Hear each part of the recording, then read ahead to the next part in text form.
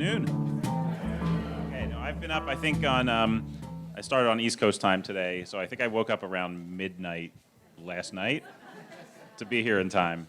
So it's a real pleasure to be here. My name is Dan Zarilli. I'm the Chief Climate Policy Advisor for Mayor de Blasio in the Mayor's office back in New York City. Okay, all right. A round of applause for Mayor de Blasio, please. I'm joined by a great panel here today. I guess the first things I wanted to do, first I just want to thank the organizers for today's conversation at Fossil Free California, 350.org. Certainly would love to thank the last panel that was up and the great insights we heard. And I want to thank our friends at ICLEI, that's Eunice and Angie, and certainly Kel Roberts. I want to talk a little bit about this great case study that we just released on New York City's decision to divest earlier this year. So I'll remember to keep the microphone in front of my face this time. In January, New York City made big news by announcing our commitment to divest from fossil fuel reserve owners. We hold pension funds in New York City to the tune of about $190 billion, so we're no small player in the markets. And lo and behold, we had done some analysis over the last several years to really understand our climate exposure in our pension funds. And we ultimately determined that we had about 3% of our funds held in fossil fuel reserve owners. And we had presented the evidence to the mayor about their performance in the past and their outlook in the future, and it was a very clear decision with our trustees, with Scott Stringer, our controller, with the labor leaders, that it was the right moment, it was the right thing to do to divest our pensions. And we set that commitment that we're going to be divesting from those pensions within the next 5 years. We're on the path, we've set the commitment, and we're going to get that done. So it was a big moment for New York City.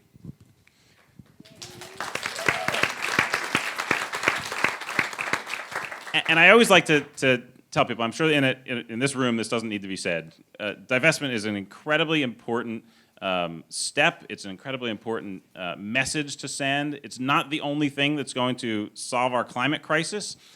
We need to use that moment to leverage other moments as well and make sure that we are continuing to invest in climate solutions, that we are driving down our own greenhouse gas emissions as a city.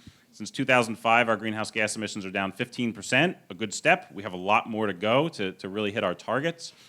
And we've also seen firsthand the impacts of climate change in New York City. Hurricane Sandy was the most vivid and real-life example of that.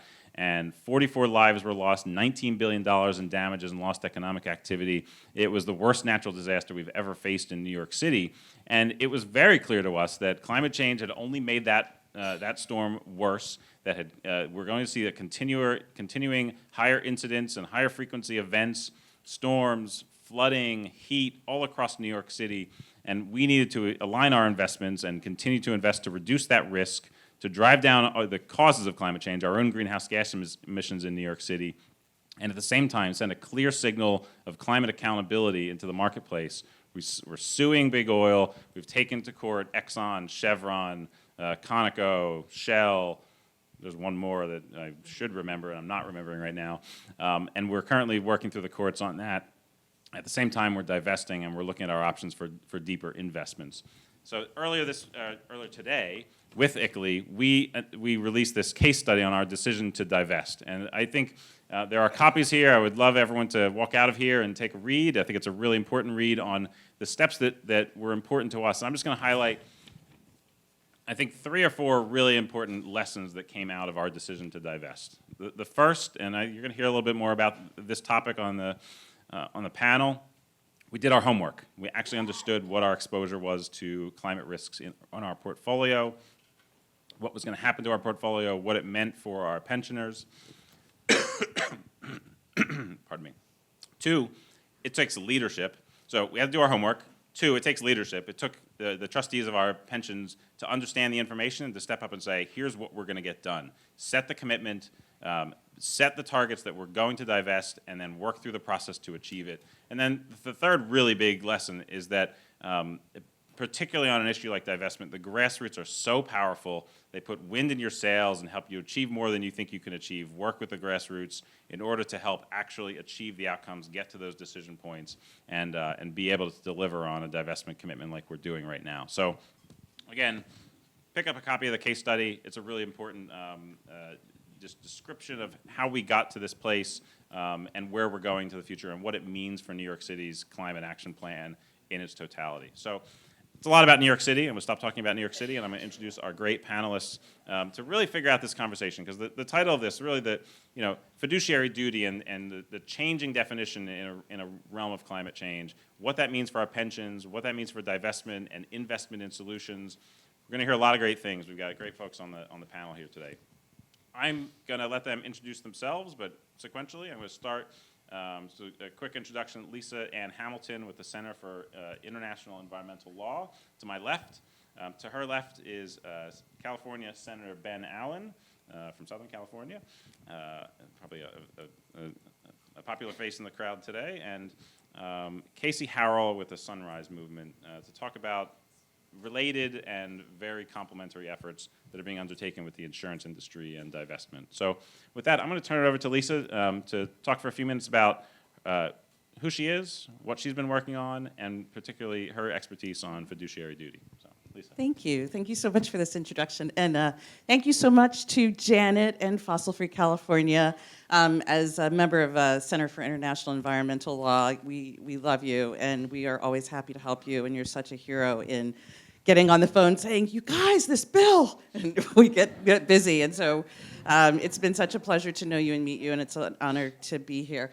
The Center for International Environmental Law, since 1989, we use the power of law to promote human rights and protect the environment. And we see this, how we can best communicate the seriousness of climate change, its impact on the environment, its impact on human rights, and by really looking at the law. So I'm going to tell a little bit of a story in the framing Dan just gave in terms of this need for homework, this need for leadership, and this need for grassroots, which I'm going to call the nudge factor, which is all of you. So I'm going to put you back about 10 years ago, and I'm going to play devil's advocate here. So obviously I'm here because I care about climate, so take what I say as if I'm somebody who doesn't. So if you are a fiduciary 10 years ago, and you're listening to somebody like me say, hey, pay attention to climate, they're looking at you like, this is a non-economic factor. This is a moral issue. And for us, we're saying, moral issue means I don't want to profit from somebody's suffering. I do not want my money tied up in that. We've had great speakers talking about being aligned, having your money aligned with your values. And so these fiduciaries were very pinched because to them, if you're not earning profits, you're not serving the best interests of your plan participants, and you are violating your fiduciary duty. Because to them, climate seemed too remote. This was something people were going to have to worry about. The science, of course, we kept hearing about the science is too vague. So to them, it was a non-economic issue. And gradually with time, this sort of moral issue started to show increased incidence that there are real financial factors, that it does impact cash flow, it does impact returns on investment, it does impact dividends. It's not so remote.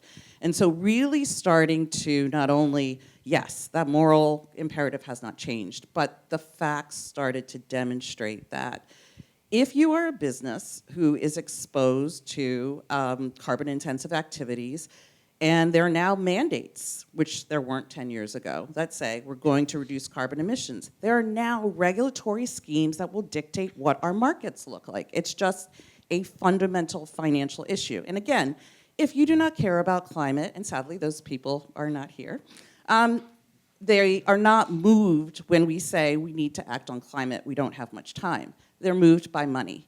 And now the money has finally caught up with the rest of the story. And so what's happening now is it's time for them to do the homework. It's time for them to say, look, you probably didn't monitor this investment fund like you did 10 years ago. It's time to look at what does the future market for, let's say, combustion engines look like. Volvo is in 2019 is going to be the first automobile maker, no more exclusive combustion engines. Everything will be either hybrid or exclusively electric. They're making the combustion engine market disappear. That is a real material financial risk depending on what your exposure is. And so the leadership, New York City, phenomenal. They get it.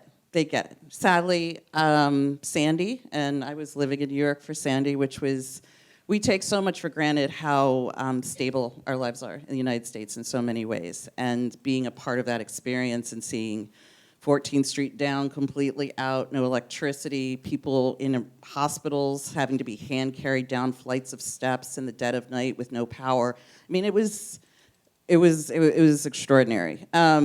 Those are the things that we take for granted. And so to take the leadership and say, climate change is real, it's happening now, it is going to have a material financial impact on every sector of the economy.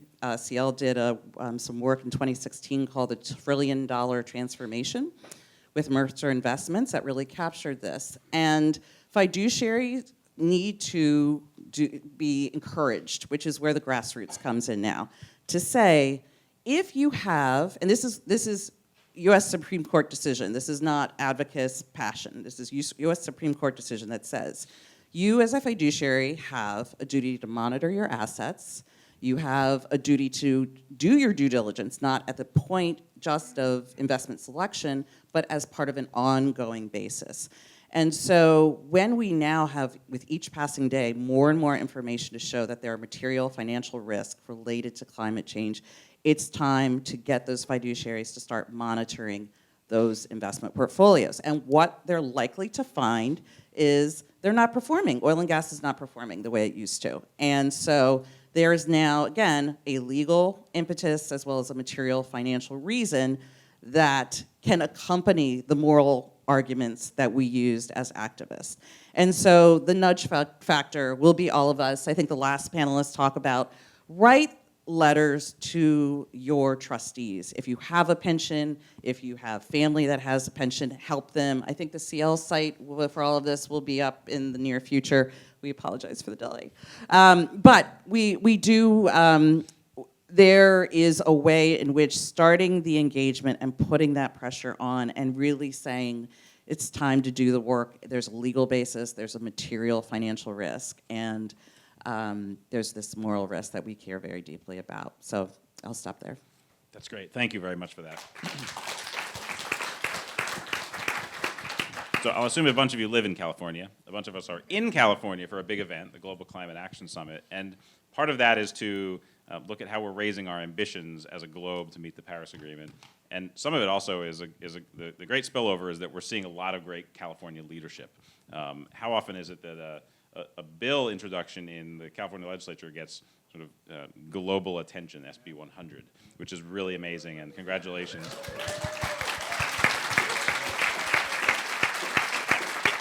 In this room, it's probably not a surprise, SB 964, am I getting the number right? Should achieve that same level of notoriety and positive praise. And I let the senator describe his approach and his work to achieve exactly that. So. Well, thank you, Dan. Thank you so much. And it's so exciting to, I think this is, all right, we'll go straight. All right. Well, it's very exciting to be here back in Berkeley. I actually have a law degree from UC Berkeley, so I learned about fiduciary duty just up the road as a law student. And I also studied environmental law, a lot of other things up there. And it's always wonderful to be back here and to feel the activism and the excitement of this town. I now represent the 26th district down in Southern California. So I'm from Santa Monica. I represent the west side of Los Angeles. We go from about Hollywood, West Hollywood, all the way west to the Pacific Palisades, Santa Monica, and then the district goes right down the coast to the Pacific, to the Palos Verdes Peninsula. So the whole coastal South Bay, and also Catalina Island, which is a beautiful place to represent. With a lot of environmental problems, by the way. There's 4,000 residents and 1 million annual visitors. So there's a huge strain on their water and their utilities and everything else. So that's a whole other topic we can talk about later. But it's been an exciting time to be in the legislature. I'm just completing my first term. I was first elected in 2014. And certainly we were already very proud of our global leadership role as a state. And I'm sitting in the seat that has a great deal of geographical overlap with Fran Pavley's old district. Of course, Fran had been such an important leader in helping to move the ball so far forward in terms of California's global leadership role. But ever since 2016, our leadership role has become so much more important as a state. And we now have people coming through Sacramento who might not have come through Sacramento in the past, leaders, global leaders, heads of state, et cetera. In fact, when our governor went to China not too long ago, he had a 2-hour meeting with Xi Jinping, the two of them talking shop about clean energy, cap and trade, other ways that folks can partner. And at the very same time that Governor Brown was there, the Energy Secretary, Perry, was there as well and was not granted a meeting. So I don't know what that means. But we're literally, I know at the last Bonn conference, California was sitting there with a national level delegation right next to Canada. And that's recognition of the power and the scope and the size and the importance of California. On our own, we're now the world's 5th largest economy. We were 6th, but Brexit changed that. And now we're 5th. And you know, the states certainly have a lot of power, and there's no question that when there's a certain amount of coherence in state government, that can have a lot of power too. But there's something special about when California decides to get behind meaningful environmental policy. It can actually move markets not only around the nation, but around the world. And we've certainly seen that on everything from automobile emission standards to tailpipe, et cetera. So one of the things that we're so proud of is the work we're doing on energy, but also the work that we're doing in this area that we're talking about today. Now, this is a topic that really doesn't get anywhere near as much attention as, you know, ZEVs and you know, renewable energy. Those have been getting a lot more attention. The vehicles, and, you know, but this is a powerful and important topic, and it's one that I hope gets more and more attention as we move along, because there really is so much. There's power and money associated with the decisions that we're discussing here. So it's something that I had the opportunity to become aware of just through reading over time, but also through the work of you know, CL and Mercer. I've got a wonderful staff for Tina Andolina, who's quickly learning about CCAs and issues over on the other side of the bay right now at the conference. But she helped to work with me and teach me and engage with me on these issues associated with fiduciary duty and climate change. And she carefully read your work, and it's part of what helped lay the foundation for SB 964, which was a reintroduction of a bill that we'd put in place the year before, SB 560, which hadn't passed.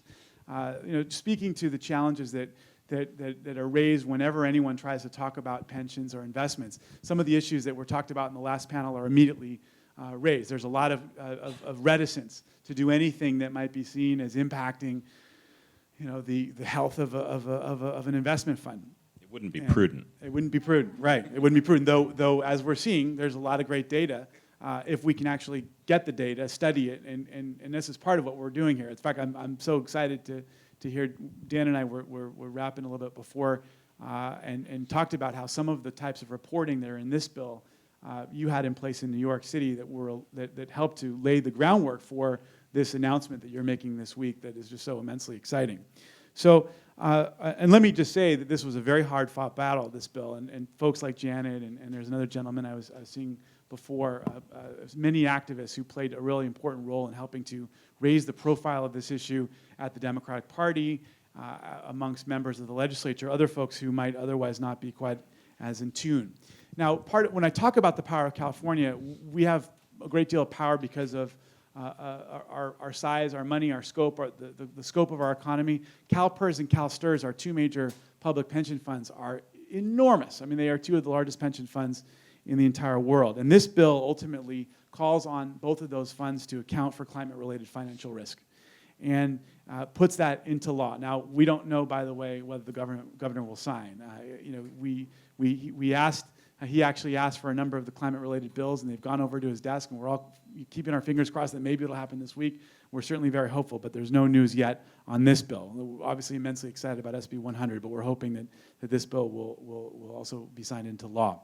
So one main goal of the legislation was to ensure that, you know, what we did here could ultimately be exported to other states and other countries as well. We're so cognizant of our leadership role and the questions of scalability. Another goal was to use the power of these two big funds, CalSTRS and CalPERS, to shine a spotlight on climate-related financial risk, much like you're doing today, for other institutions and other investors. The legislation does two key things.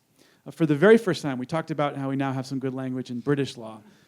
If this is enacted, if this is signed into law by the governor, for the very first time, there will be in U.S. law at the state level, a definition of climate-related financial risk. And in addition, the bill will require funds to report on their analysis of the risk and the actions taken to mitigate that risk. And it's risks along the lines of what were outlined in the last panel. We're talking about litigation risk, transition risk, you know, the actual stranded assets risk and the physical risk associated with with climate change. Now, getting the definitions right was very tricky. We needed to incorporate the effects of climate change when we were looking at the question, at the sorts of issues raised by investments, storms, sea level rise, et cetera. How do we really craft a careful nexus between climate change and the types of risks that would be relevant to investors?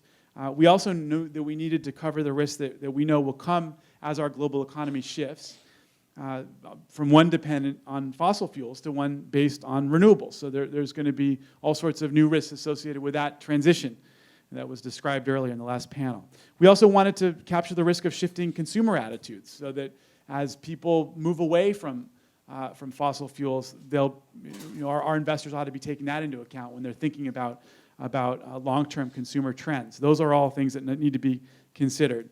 And we also wanted to make sure that we were deliberate, that we were comprehensive, but also flexible enough in the way that we crafted this bill to ensure that the definition could be easily used in other states. We really do see this as part of a global movement that we want to scale and bring to other states, and we're certainly hoping that you'll take this back to Albany and get your friends up there to support this. So it's the nudge factor. Yeah, that's right. That's the nudge factor. Now, most substantial is this for things like what New York is doing right now is the reporting requirement. We made sure that there'd be some tough standards in the reporting requirement in 964. This, of course, is a delicate balancing act. The funds have constitutional autonomy under the state constitution, which is designed to insulate them and allow them to fulfill their fiduciary duty, which is obviously enormously important. The bill also had to be carefully crafted to ensure that we maintained that autonomy so as not to run afoul of the funds or also the Constitution, while also still being meaningful and achieving the goals that we had. And we also needed to ensure that the reporting requirement would ultimately be beneficial globally. And of course, after losing last year's bill in committee, in a committee particularly that analyzed the cost of the legislation, we needed to be cognizant of the workload, the staffing, the overall cost of what we were asking the funds to do as they prepared their reports. So in the end, the bill calls on the plans, on CalSTRS and CalPERS, to report on methods used in analyzing the risk. Other countries and funds can then learn from this data. That's one important thing. Two, they need to report on the impact to the fund as the world implements the Paris Accords. Again, this information can be used globally to inform efforts to address risk. So hopefully the next time we come together with a conference of this type, we'll have so much more data. We also need to report on the fund's exposure to climate-related risks. And we also, the funds themselves asked us to add in language to have them report on their engagement activities so they could use these reports as a way of touting some of the positive things that they were doing in this area. So that was nice. It was nice to have them take a little bit of ownership, actually, and interest. Now, given that both the funds currently have governance documents already requiring them to consider climate risk, passing the bill should have been easy, but it really wasn't. We ran into a lot of challenges. We couldn't get the bill 560 passed the first time, but we worked really closely with the plans themselves, advocates, leaders such as the Center for International Environmental Law and 2 Degrees Investing, and then, of course, a lot of members of the legislature and folks in the administration as well. Collaboration was super important in this effort, and every perspective helped us to craft the measure with our goals in mind, knowing ultimately that we're setting an example and we needed to do it right. So I'm very, very hopeful that the governor will see to it to support this and sign it into law. And we're really hopeful that this will be a model that we can then build upon. And with the new governor coming in, we'll be able to continue to be more and more aggressive in addressing the issues raised by this conference today, in helping to make sure that California's pension funds do right by the future in taking on this issue headlong. So thank you so much. That's great. Thank you, Senator. Now, a lot of us, in this conversation, we talk a lot about pension funds, insurance companies, a clear target. And Casey, you've been running a campaign on insurance companies in the same regard. So why don't you tell us a little bit about the work that you're doing? Sure, thank you. And I work for an organization called the Sunrise Project. We're often confused with the good folks at the Sunrise Movement. Oh, I did that. I'm sorry. Not naming names, it's fine. One key is that the Sunrise Movement is a bunch of young folks, and I just no longer qualify for that. But I'm very happy to be here. A little, just the briefest about what we do. We're a campaigning organization that takes on very ambitious climate-related campaigns, and we do that in a couple of ways. We work with many of you. I see a number of our partners in the audience, and we're a small organization, so we aim to raise ambition through strategic regranting and strategy and sort of convening and running distributed networks. Because I think one of the big things here, the nudge is not just one nudge. It's not a Staples easy button that you can press when you need a nudge. And I know a lot of folks know that, but like the way that works is these problems are so big that we need a very distributed network of groups, organizations, individuals, very diverse, to be able to make this change happen. So building off a lot of what we just heard in the previous session, divestment, it was sort of noted but not explicitly said that a lot of the divestment has been taking place along faith organizations, university endowments, pensions of varying sizes, and increasingly larger pension funds. There are a couple of other big sort of areas that we need to be tackling. One of them, and I'll talk about two of them really briefly. One is the insurance sector, and that's a sort of distributed network campaign that we've began to raise up last year, and it's really been having some significant success thus far. So, you know, a lot of folks don't necessarily think about this way, but insurance companies, you know, they make tons of investments to offset the risks that they're taking around the insurance policies that they write on the various things that they insure. So the insurance industry is the second largest institutional investor as a sort of a class in the world. It's about 30 trillion with a T, dollars. So very big. If we can begin to move some of their assets, this is massive opportunity, massive impact. And I'll skip through. We can talk a little bit about maybe how we've done it. Some of the other folks in the audience can also speak to this. But we've been sort of running pressure campaigns on some of the biggest insurers across the globe, starting initially in Europe, where the political environment is maybe a little more conducive for this, maybe. And so, you know, the highlights to report on this, you know, we've already had insurers, 17 of the largest insurers on the planet, with collective assets of around $6 trillion, have done some form of divestment already, which is just absolutely massive. Many of those divestments have focused explicitly on a particular class: coal plant producers, coal-heavy utilities. Others are moving into other types of divestment: Arctic, tar sands. We've yet to see, except today, the very first U.S. insurance company that is making a big divestment commitment. It's a small upstart company called Lemonade, but it's targeting a lot of young folks. It's sort of the online get your insurance here. They have $100 million. It's not that's small peanuts compared to a lot of the big insurance companies that have hundreds of billions, if not $1 trillion, under management. But they're the first to become completely fossil fuel free. So I think that's great. And if you're looking for a company, everybody needs insurance for something. It's one of those places where I think you can. There surprisingly is an opportunity to have consumer pressure, even in a sector that is, maybe not your first thought around who we could pressure in terms of consumer approach. But we've got some of the biggest on the other side of the pond. We've got some of the biggest companies: Allianz, AXA, Munich Re, Swiss Re, Lloyd's of London. So these are not just movers of money. These are sort of trendsetters in terms of how what is considered acceptable. When you have a Lloyd's coming through and saying, nope, we're no longer in coal, it's a bad bet. That has a different, more material impact than just the amount of money that it's shifting. It gives that sort of credence and allows other big institutional investors to say, okay, it's not just these, fringe groups over here that are moving their money. It's big players. Okay. The other question, and Bill raised this in the last segment.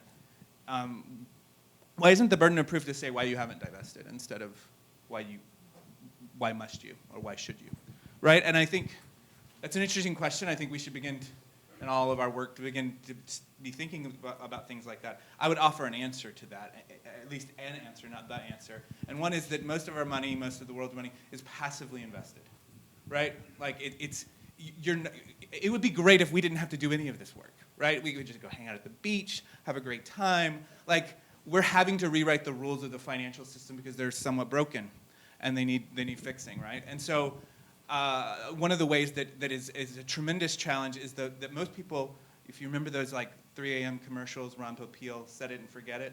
You know, anybody getting some nuts? You know, people want to set their money and forget it, right? They want to set it and just like leave it alone. But the problem is that the way that most, whether that's pension funds or whether that's we're talking about other large asset owners or even asset managers, that allows them to invest in everything. So when folks were talking about fossils, when folks were talking about weapons, when folks were talking about, you know, we have a system that needs a lot of remedy. So, you know, the next big challenge that we're taking on is the asset manager segment, because a lot of talk has been here around asset owners, very important. Share action, others that are doing this work, very, very critical. I just want to sort of set folks for a second around the size of some of the biggest asset managers, most of whom are US-based companies, BlackRock, State Street, Vanguard.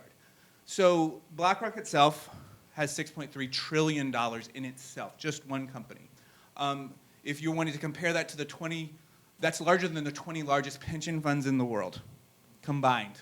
If you look at the top 6 asset managers in the country, in the world, all of which except for 2 are in the US, those 6 have over $22 trillion under management. 6 companies, 6. And that's larger than the 300 largest pension funds and the 30 largest sovereign wealth funds in the world combined. And guess what? They invest their money, your money, everybody's money, passively. So they're throwing it in everything. The default option is that everybody gets their fossil fuel investment. We have to go one at a time and say, no, please, don't do that. We don't have time for that. As sort of the, you know, Ellen and others have talked about, we don't have time for a one-by-one approach. So we're going to take on these big asset managers. We encourage folks that have an opportunity to work with us in any shape or form to challenge the BlackRocks of the world and say, look, everything we look, just because you're the biggest, if we're looking at the largest investor in oil and gas in the world, BlackRock. The largest investor in coal in the world, BlackRock. The largest investor in new coal. We have no more climate budget for any more coal. Who's the number 1 investor in coal, new coal plants in the world? Anyone want to make a guess? Say it loud. Right. There we go. And right. And, you know, it's like, it's literally, it's in its name. And so, you know, I got it. Everybody got a little bit more. And so, like, same. 7 more weeks. All right. Hey, we just learned something. Okay. Congratulations. Yeah. So as we have new kids coming into the world, like, we need to be taking on these big asset managers because we don't have the time to go just. It's not an anti-pension fund approach. It's just we need to add this to the mix. We need to be adding this to our repertoire of climate campaigns. And so, really excited to be launching this work and could talk more about it. Awesome. Thank you.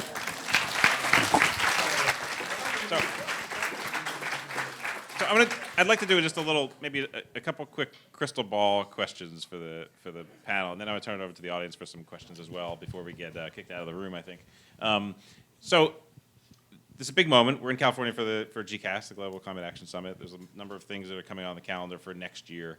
Where do you want to be next year at this time? Where do you think we'll be at this time next year in this divestment movement and with the work we're doing?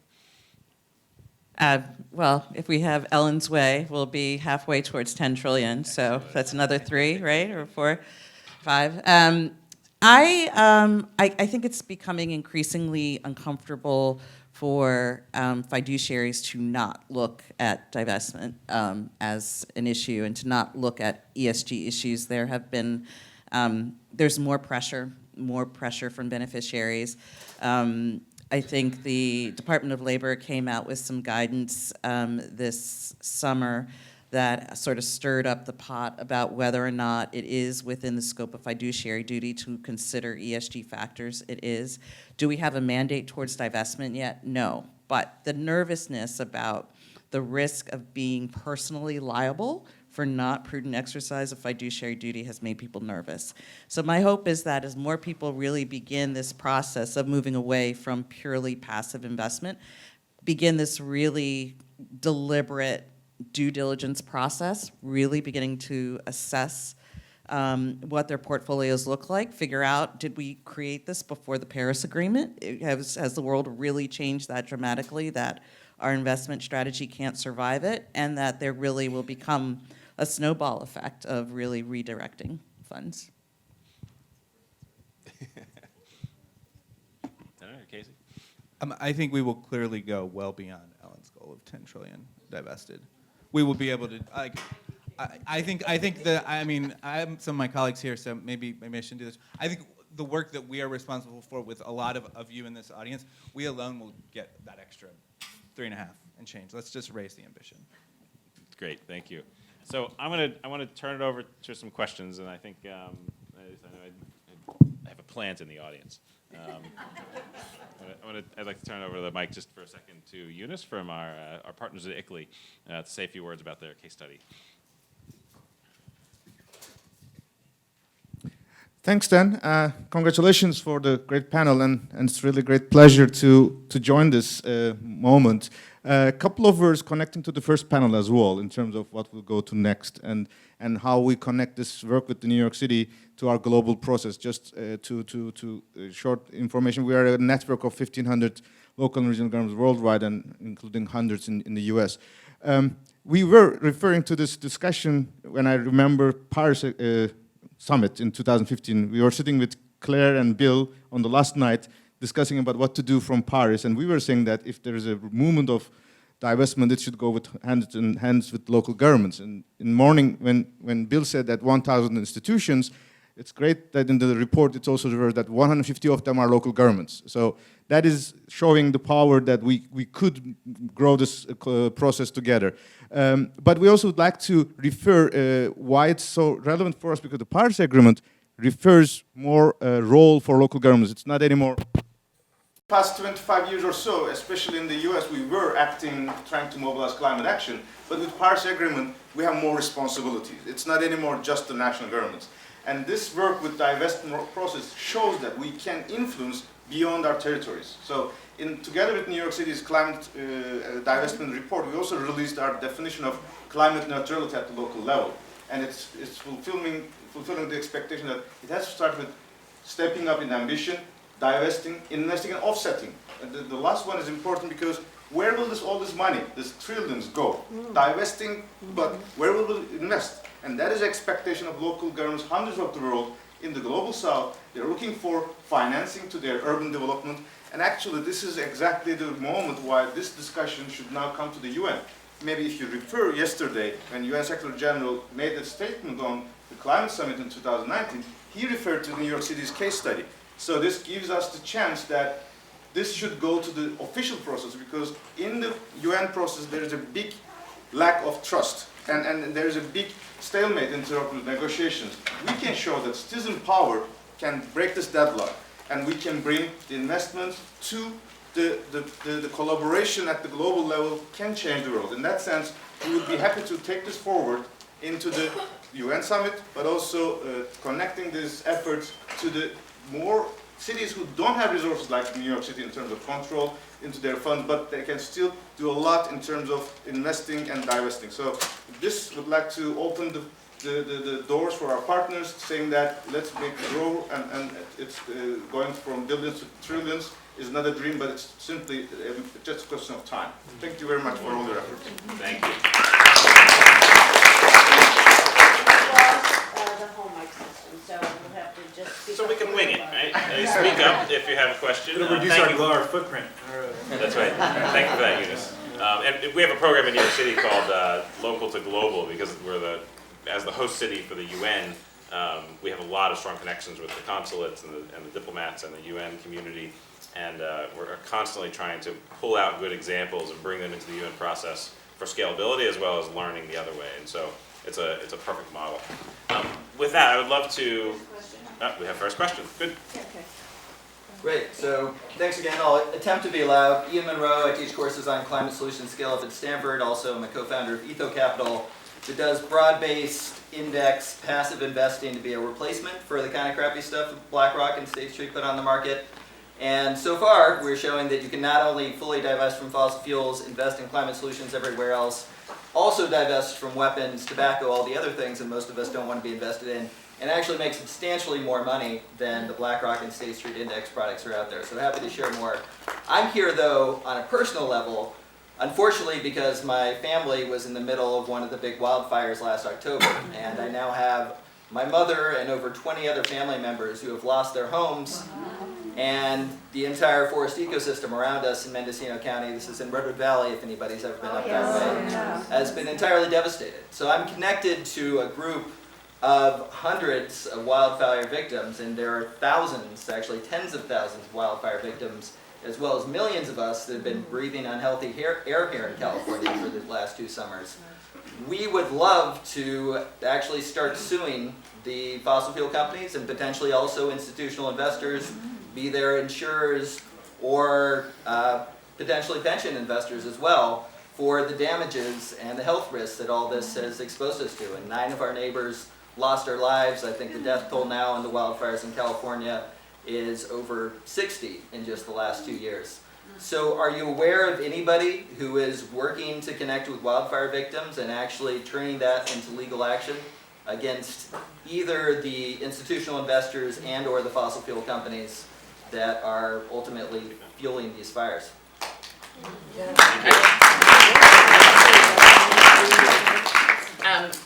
First of all, I'm sorry for your loss and for your family's loss, and it becomes, unfortunately, with each passing day, more of us are going to be able to say, I know somebody who, if not they themselves, and it's troubling to see that happens more and more. But I think one interesting thing that came up about the wildfires recently, as far as a lawsuit, was this issue about the utilities and whether or not the utilities were responsible. And I think it was interesting because it didn't go directly to who's responsible for the emissions to create this process, which is what the litigation going on from San Francisco and New York City is focused on, but it really is about the extending this sort of circumference of responsibility in ways that I think the utilities were caught off guard. I have not spoken to anybody right now about the wildfires per se, but I know that there are attorneys who are looking at deforestation as well. If you are a palm oil operator and you engage in massive amounts of deforestation, you are now also complicit in this elimination of carbon sinks that are contributing to climate change. So this sort of like who is responsible is going to get wider and bigger. And I do hope that this question of who will pay for climate change is answered adequately, which is really what those lawsuits are about.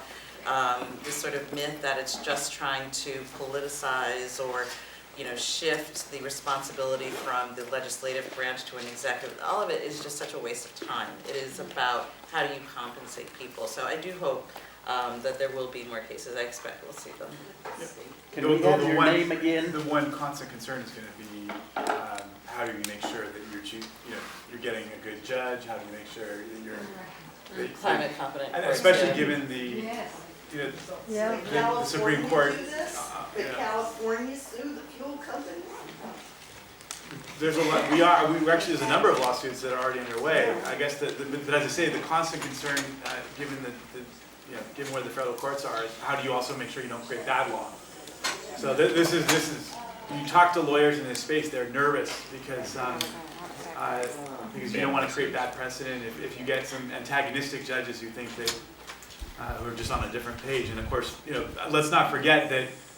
The most number of federal judges appointed in American history in 1 year, 2017. And guess who was president? So. Don't remind us. What's your name again? Sorry, Ian Monroe. Thank you. But I love the idea. I guess that's always my kind of nervous lawyer response. I guess I don't know. You probably won't be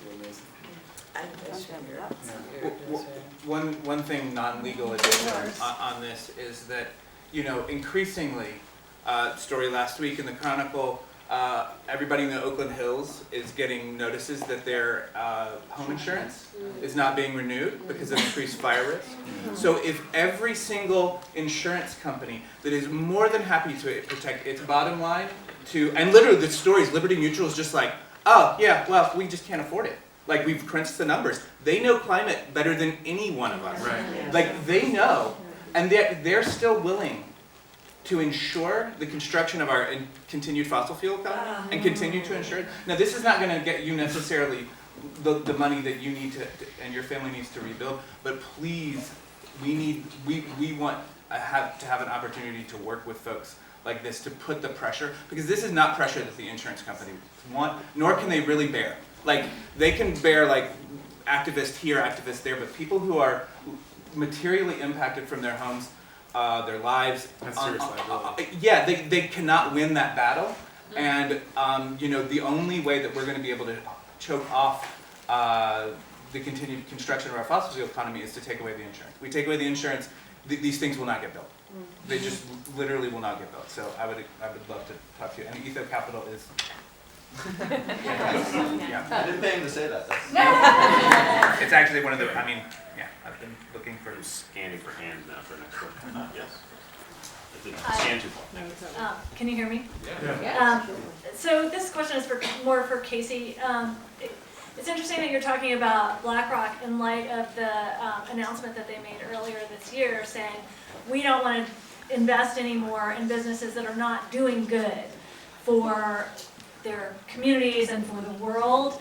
And so how do you square that with the fact that they're still invested in fossil fuel companies? And is there a plan to leverage that to increase pressure on asset managers like BlackRock? Yeah, I'll use the same language. I didn't pay her to say this. Thank you. Excellent question. So Larry Fink, the CEO of BlackRock, makes a yearly letter to the investors of the sort of the largest companies in the world. That's what you're referring to. Earlier this January, it's his yearly letter. He says, look, you've got to have a social purpose. If you don't have a social purpose, you should expect to have society basically encircle you, and you're no longer going to be able to have license to do business. And specifically pledged BlackRock to divest its actively managed funds, which is the minority of its business, but it's only $1.7 trillion. And so, yeah, I had a long conversation with him at BlackRock's AGM this year and said, hey, essentially this. And I hate to tell you, I would love to tell you that he was like, thanks for asking. I will totally turn a 180 and actually, live up to the words that I said. But I mean, this is really one of the things that's propelling us to go after a company like BlackRock, because Larry, he gives to Democratic candidates. He thinks of himself as a very progressive-minded person. He wanted to be Treasury Secretary for a Clinton presidency, and I'm sure he would love the opportunity at the next Democratic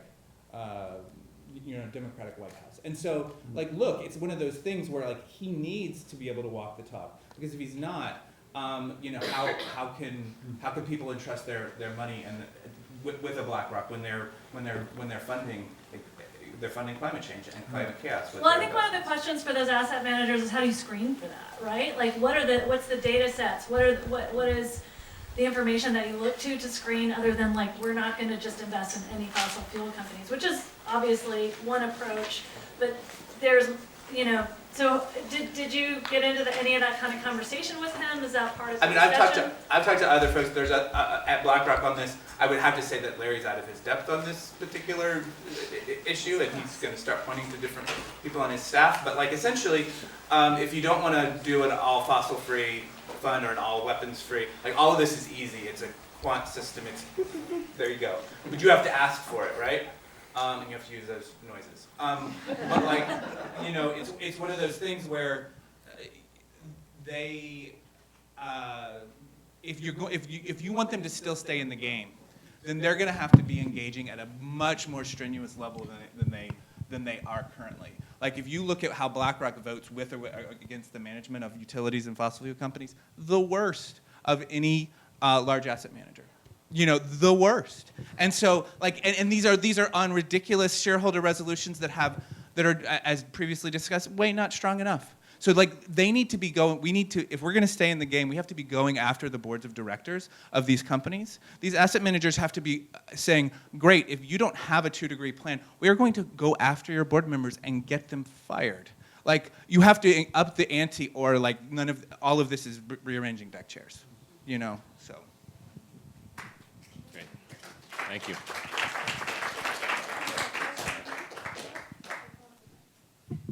Hello. So my name is Andrew Montez, and I work with As You Sow, and we have a program called Invest Your Values. We have sites like fossil-free funds, weapon-free funds. I work on this stuff a lot. I've talked to Ian Monroe about my question for you right now, actually, which is, Dan, you mentioned at the beginning that the divestment commitment from New York City was about carbon reserves. Curious about the approach to utilities and the carbon that is being burned today. Companies like Duke and Southern, the coal that gets burned today is the warming of tomorrow. We don't even know if the stuff that's under the ground will ever be burnt. We hope that it won't. So I'm just curious how that went into the divestment decision. Sure. So, and thank you for your website. I was able to actually personally divest a admittedly small investment account of my own based on some of the information that I had found on your website about 6 or 8 months ago. So thank you for that. Personal story. Small account. This divestment decision for us to focus on fossil fuel reserves really was driven by the concept of and the reality of the stranded assets. And to be able to show that the outlook is poor, those assets are going to be stuck in the ground, that was the compelling case that our trustees were able to get to consensus on. And so that's where we were able to get to. I think we are continuing to look at options on pushing, whether it's the utilities or other higher carbon industries, that it's not necessarily their core business model to take fossil fuels out of the ground and burn them. They may be better partners in the ability to actually transition their businesses to other sources of energy. We specifically wanted to go after the fossil fuel reserves because there is no alternative to their business model, and it's a dying one, and so we wanted to get out. And just a shameless plug for coalexit.org. It's the global coal exit list. Andrew, I'm sure you know about this, but this is another way to look at those coal-heavy utilities and have, whether you're looking to divest or whether you're looking as an engaged shareholder, to look at the actual utilities that are looking at coal expansion, still are coal-heavy, and be able to either divest or engage to prevent the expansion. So, and a lot of work has gone into it. It's a very comprehensive database. So if you're a fiduciary or a shareholder, you can absolutely take this hard data and take it back to your committees. We have a question Great. over there. Thank you. This will be the last question. Hi folks, great panel. My name's Alec. I work with 350 Seattle. I'm down here for the week. I heard Lisa say that the question is who pays for climate change, which I think is such a key question. And in the conversations of the lawsuits, got me thinking in terms of what does it look like to answer that question in terms of the lawsuits through a global justice lens. In particular, for example, if the New York City lawsuit were to be successful in suing for damages against the fossil fuel industry, should New York City, as one of the wealthiest cities on the planet, really be, is New York City really the most deserving of those damages, or should we be talking about how to repatriate some of those funds to, the Pacific Islands that are disappearing below the waves, who are the most impacted? So I think that's my question. How do we talk about, when we're talking about who's paying, how are we talking about global climate debt and America as a whole kind of filling the gap left by Trump with a $2 billion pulled out of the Green Climate Fund? I probably have an obvious answer, but I'd rather hear yours. Yeah. No, I'm actually sorry. My colleague Erica Lennon just got back from Bangkok, which was hit all of those issues, and there's a lot of truth in what you said. The U.S. is not. We've pulled out of the agreement under the current administration. We have not paid our fair share in terms of meeting our commitments to the GCF. There's this whole question of even getting loss and damage appropriately acknowledged in the course of the global governance discussion. So, I mean, it is a complicated question. I wish I were a better person I'm not the best person to answer it, though, but I do hope it is part of the ongoing conversation about paying our fair share for our role as emitters, but also for the companies that have been responsible and have known about climate change for decades. Yeah, I mean, the problem is that all these international environmental law schemes require consent on the part of the parties, and if we're not going to take on that liability, if we're not going to agree to that liability ourselves as a nation, it's very difficult from an enforceability perspective. But I think, ultimately it depends on all of us talking about this grotesque unfairness that we're bringing on whole parts of the world. But I just think from a legal perspective, it's going to be difficult to force the sort of damages that you're looking for under the current environmental, international law scheme.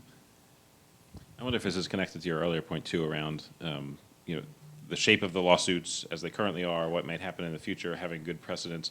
That a number of cities have sued, a number of children's organizations and kids have actually sued. Yeah. Rhode Island became the first state to sue. There are, I think, a number of different legal theories being pursued in these. We're not quite sure which one is the right one, right? Yeah. Which one's going to be the successful one that I think will open the floodgates once there is a path, once there is a suit that wins, that gets upheld. Right. And so that would almost lead me to think that more people should be suing. More people should be. I love all this stuff. I guess you look at the arc of civil rights jurisprudence, and you look at how much civil rights jurisprudence was set back by the Plessy v. Ferguson decision, and then how much work had to go into building the case law that led to the Brown v. Board decision ultimately in 1954.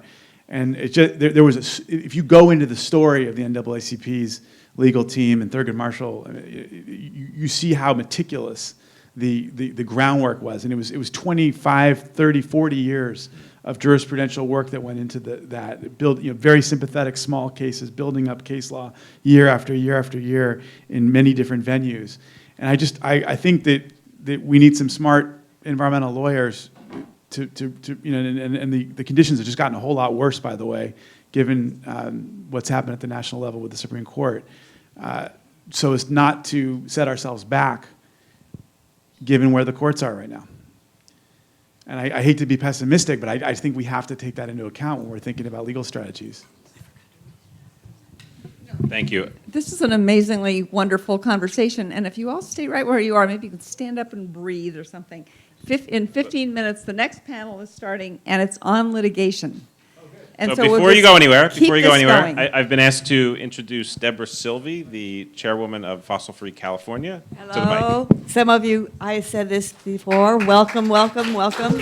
And I am here again to thank you for coming and to thank the next wonderful panel that we've had, the two panels.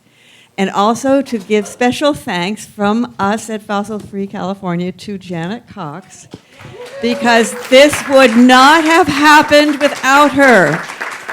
So thank you so much.